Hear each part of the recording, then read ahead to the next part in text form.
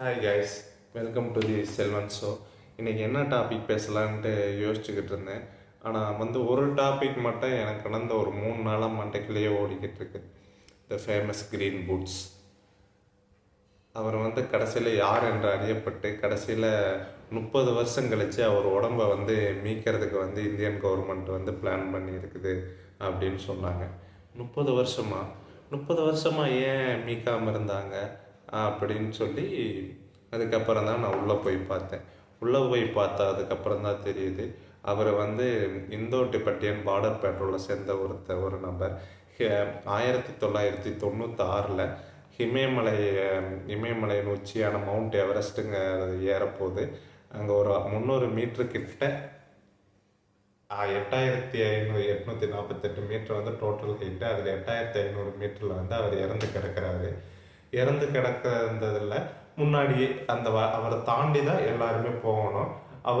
அவர் கூட அவரில் நோட்டீஸ் பண்ணுற விஷயம் எதுன்னு எல்லாரும் பார்த்தோன்னே டக்குன்னு தெரியறது த க்ரீன் பூட்ஸ். அவர் ஒரு பச்சை கலர் ஷூ போட்டிருக்கிறாரு. அது ஒரு குகைக்குள்ளே இப்படி படுத்திருக்கிறாரு. ஷூ இங்கிட்டு இருக்கு, இங்கிட்ட தான் நடந்து போவாங்க. த க்ரீன் பூட்ஸ். எல்லா மக்களும் அங்கே போகிறத அவர் ஒரு மார்க்கிங்காகவே வச்சுக்கிட்டாங்க. இவரை தாண்டினா த க்ரீன் பூட்ஸ் வந்துட்டார். இவரை தாண்டினா ஒரு 300 மீட்டரில் நம்ம உச்சிக்கு போயிடலாம். அந்த மாதிரி காலப்போக்கில் அது மார்க்கிங் அதை வச்சு ஃபேமஸாக த க்ரீன் பூட்ஸுங்கிற என்று அழைக்கப்பட்டார். அவர் ஆக்சுவலாக யாருன்னு பார்த்தீங்கன்னா இந்தோ டிபெட்டியன் பார்டர் பேட்ரோல் சேர்ந்தவர். இவங்க 1996 6 பேர் போகிறாங்க. 6 பேர் போலீஸ், இந்தோ டிபெட்டியன் பார்டர் போலீஸ் போகிறாங்க. அதில் 3 பேர் அப்போ புயலாக இருக்குன்னு சொல்லிட்டு இறங்கிட்டாங்க. நான் எங்களால் முடியாது. இவங்க ஒரு 3 பேர் மட்டும் போகிறாங்க. போயிட்டு காற்றுல மாயமாக மறைஞ்சிடுறாங்க. அதுக்கப்புறம் அவங்க திரும்பி வரலைன்னா அங்கே என்ன அர்த்தம்னா இறந்துட்டாங்கன்னு தான் அர்த்தம். 100% டெத் ரேட் இருக்குது டைமுக்குள்ளே ஏறி இறங்கலைன்னா. இத்தனை நாள் அவரோட ஃப்ரெண்டு தான் அவன் பேர் தேஷ்வான்ஸ் மாலேங்கிறதா அவர் பேருன்னு நினச்சிக்கிட்டு இருந்தாங்க. ஆனால் ஆக்சுவலாக இல்லை. ரீசெண்டாக டிஎன்ஏ டெஸ்ட் மூலியமாக ஒருத்தர் சாம்பிள் எடுத்து டெஸ்ட் பண்ணதில் டோர்ஜி மார்பேங்கிற அவர் தான் உண்மையான ஐடென்டிட்டி இதுதான் இப்போ தான் கண்டுபிடிச்சிருக்கிறாங்க. கண்டுபிடிச்சி இந்தியன் கவர்மெண்ட்டை டெண்டர் அறிவிச்சிருக்குது. அந்த எடுத்துகிட்டு வர்றவங்களுக்கு இவ்வளோ பட்ஜெட் அப்படின்னு டெண்டர் அறிவிச்சிருக்கிறாங்க. அது யார் மக்கள்னு தான் ஒரு 10 பேர் செர்ப்பாங்கிற அந்த மக்கள் தான் எடுத்துகிட்டு வரும். 10 பேர் ஒரு குழு அந்த மாதிரி போய் தான் நார்மல் நம்மளால் இல்லை ஆர்மியே போக முடியாது. அந்த செர்ப்புங்கிற மக்கள் மலைவாழ் மக்கள் மாதிரி அந்த பூர்வக்குடி மக்கள், அந்த இமயமலையின் அடிவாரத்தில் இருக்கிற பூர்வீகுடி மக்கள் தான் போய் எடுத்துகிட்டு வரணும். அவங்க தான் காலகாலமாக எல்லாத்துக்கும் கைடாக மலை உச்சியை அடையிறதுக்கு கைடாகவும் இது பண்ணுறாங்க, கைடாகவும் வேலை செய்கிறாங்க. அவங்க உடம்பு எல்லாமே அந்த கிளைமேட்டுக்கு ஏற்ற மாதிரி அமைச்சுக்கிருச்சு. லங்ஸு, தோல், மூச்சு விடுற தன்மை, எனர்ஜியை மாற்றுற தன்மை எல்லாமே அந்த பூர்வக்குடி மக்களுக்கு உடம்பு காலத்துக்கு ஏற்ற மாதிரி பரிணாம வளர்ச்சி அடைஞ்சிருச்சு. அப்புறம் பார்த்தீங்கன்னா அங்கே தான் போனால் இவ்வளோ டேஞ்சர்னு தெரியுது. இந்த பட்ஜெட்டும் காஸ்ட்லியான ட்ரிப்புங்க. நீங்கள் நினச்சோன்னே போயிட முடியாது. உங்களுக்கு மினிமம் 50 லட்சத்துலேருந்து 70 லட்சம் டோட்டல் பேக்கேஜ் இருந்தால் தான், நீங்கள் அமௌண்ட் இருந்தால் தான் அங்கே ஏறிட்டு இறங்க முடியும். ப்ராப்பரான கோட்டு, குளிர் coat, tent, gloves, mask, dry foods எல்லாமே எடுத்துகிட்டு அதெல்லாம் விட உங்களோட உடல்நிலை 100% இருக்கணும். 100% இருக்கிறவங்களுக்கே கேரண்டீடு டெத் அங்கே அந்த அவ்வளோ ஹைட்டில். அப்போ சாதாரணமாக பிரச்சனை இருக்கிறவங்க போயிட்டு ஏறிட்டு இறங்க முடியாது. இதை இந்த இமயமலை எப்படி ஏறலாம், எந்த வழியாக போய் ஏறலாம் அப்படின்னு பார்த்தேன். 2 வழி இருக்கு. 2 வழியில் ஒன்று டிபெட் சைடில் இருக்குது, சைனா சைடில் இருக்குது. இன்னொன்று நேபாள் சைடில் இருக்குது. நேபாள் சைடில் இருக்கிறது மோஸ்ட் காமனான வழி.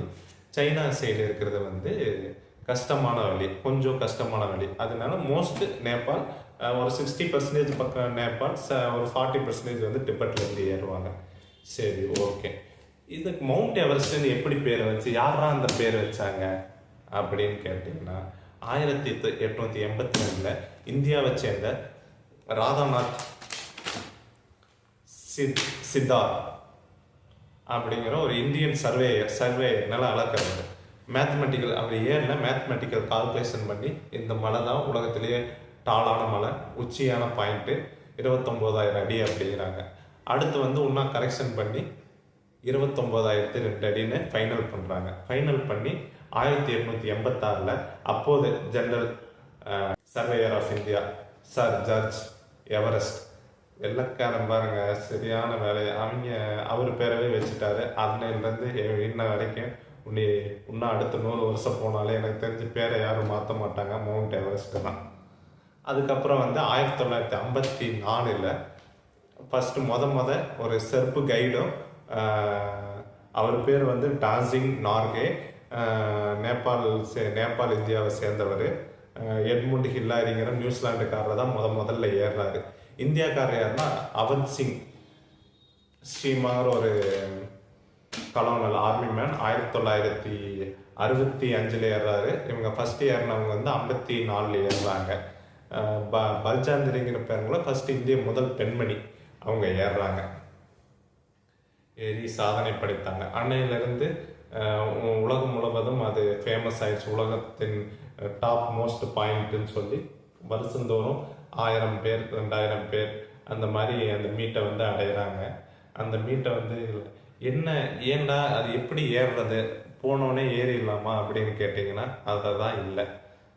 நான் சொன்ன பார்த்தீங்களா, உங்களுக்கு என்ட்ரி ஃபீஸே $15,000. $15,000 உங்களுக்கு ஆல்மோஸ்ட் ஒரு 14 லட்சம் உங்களுக்கு வேணும். அப்புறம் கைடு காஸ்ட்டு, ஃபுட்டு காஸ்ட்டு எல்லாம் உங்களுக்கு 70 லட்சம் தேவைப்படுது. அப்போ வந்து 8.8 கிலோமீட்டர் எப்போ நம்ம 10 நாள் ஏறிடலாமான்னு இல்லை. நீங்கள் வந்து 2 மாதம் வந்து கேம்ப் போட்டு கொஞ்சம் கொஞ்சமாக ஒவ்வொரு ஸ்டேஜாக போகணும். ஃபைனல் ஸ்டேஜுக்கு முன்னாடி ஸ்டேஜ் இந்த டெத் ஜோன், அங்கே தான் இருக்கிறதுலையே நிறையா பேர் இறந்துருக்குறாங்க. ஆல்மோஸ்ட் 340 பேர் இறந்துருக்குறாங்க. சரிங்களா? அதில் வந்து 1996 தான் அவர் க்ரீன் பூட்ஸ் இறக்குறாரு. அப்போ வந்து 1996 ஒரு பனிச்சரிவு ஏற்படுதில்ல, ஒரே நாளில் 8 பேர் இறந்துடுறாங்க. அங்கே இருக்கிறதுல ஆல்மோஸ்ட் 11 to 15 பேர் இறந்துடுறாங்க. இன்டு த தின் ஏர்னு ஒரு ஃபேமஸ் புக்கே எழுதியிருக்கிறாங்க. நீங்கள் அங்கே வந்து எப்படி இருக்குன்னா, நீங்கள் மூச்சே விட முடியாதுங்க. அந்த 8040 குளிர் ஒரு பக்கம், மூச்சு விட கஷ்டம். ஆக்சிஜன் டேங்க் வச்சு தான் மூச்சு விடணும் அந்த லாஸ்ட் ஸ்டேஜில். நீங்கள் வந்து டைம் வந்து 5வது ஜோன் வந்து டெத்து ஜோன் 7500 மீட்டரில் இருக்குது. அதுதான் ஃபைனல் கேம்ப்பு. அங்கேருந்து ஒரு 2 மணிக்கு காலையில் 2 மணிக்கு ஏற ஆரம்பிச்சிங்கன்னா ஒரு 12 மணி நேரத்துக்குள்ளே வந்து மவுண்ட் எவரெஸ்ட்டை வந்து மீட் பண்ணிடணும். எப்படி நீங்கள் மீட் பண்ணிட்டீங்கன்னா உங்களுக்கு பெனிஃபிட், நீங்கள் சாதிச்சிட்டீங்க. இன்கேஸ் ஸ்லோவாகி மீட் பண்ண முடியலைனாலும் அதோட திரும்பிடணும். அந்த 2 மணியை தாண்டிட்டா உங்களுக்கு 100% டெத்து கேரண்டி. இன்னும் 100 மீட்டர் தானே ஏறிடலாம் அப்படின்னு நினைப்பீங்க. உங்கள் கை ஏறாது, கால் ஏறாது. ஏன்னா அவ்வளோ பனி உங்களையே அறியாமல் உங்கள் உடம்பு செயலிழக்க ஆரம்பிச்சிடும்.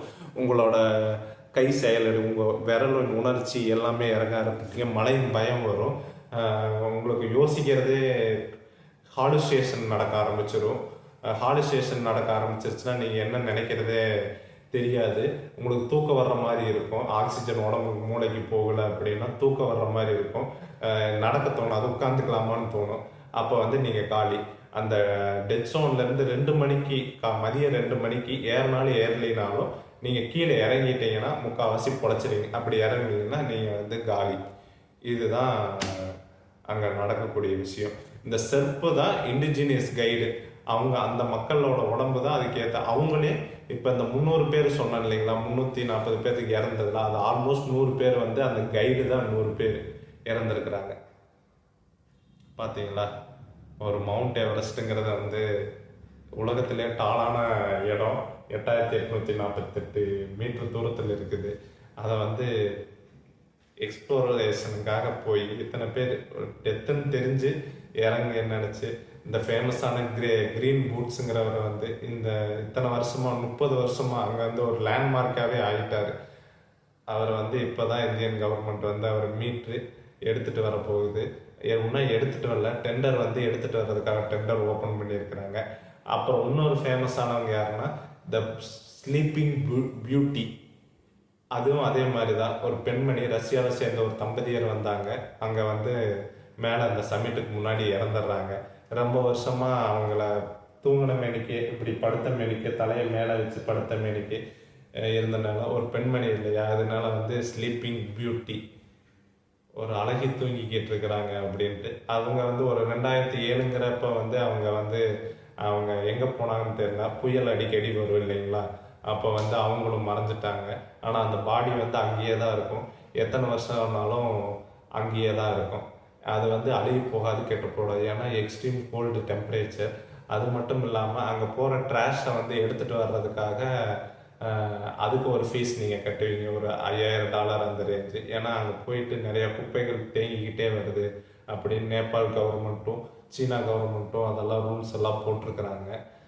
எனக்கு என்னன்னு கேட்டீங்கன்னா, மலை ஏறுறது ஜாலி தான். நான் இருக்கிறதுலே ஏறின மலை வந்து வெள்ளிங்கிரி மலை. அவ்வளோ உயிரை பணைய வச்சு ஏறணுமா, அந்த கிக்குக்காக ஏறுறாங்க.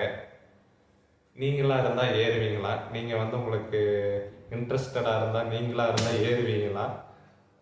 அப்படி இல்லை அப்படின்னா நீங்கள் இருக்கிறதுலே ஹையஸ்ட்டாக ஏறின மலை எது? நான் நேற்று தான் கொன்றைங்கி மலை ஏறினேன், 1000 மீட்டரு. வெள்ளிங்கிரி ஏறி இருக்கிறேன் 1.8 மீட்டர், 1800 மீட்ரு. இதுதான் நான் ஏற்றுறதுல ஹைட்டான மலை. அதுவே பயங்கரமாக குளிர் உச்சியில் 8000 மீட்டருங்களா, அந்த குளிர் -40 டிகிரினா யோசிச்சு பார்த்துக்குங்க எவ்வளோ உடம்பு ஃபீல் ஆகிருக்கும் எப்படின்னு யோசிச்சு பார்த்துக்குங்க. நீங்கள் அதை கமெண்ட் பண்ணுங்கள். நீங்கள் ஏறும்போது என்ன கஷ்டப்பட்டீங்க அப்படின்னு ஏறி இறங்குறப்ப அதையும் நீங்கள் எக்ஸ்பிளைன் பண்ணுங்கள். இன்னும் நிறைய வீடியோஸ் பார்ப்போம். த செல்வன் ஷோவை லைக், ஷேர், சப்ஸ்கிரைப் பண்ணுங்கள். பாய்.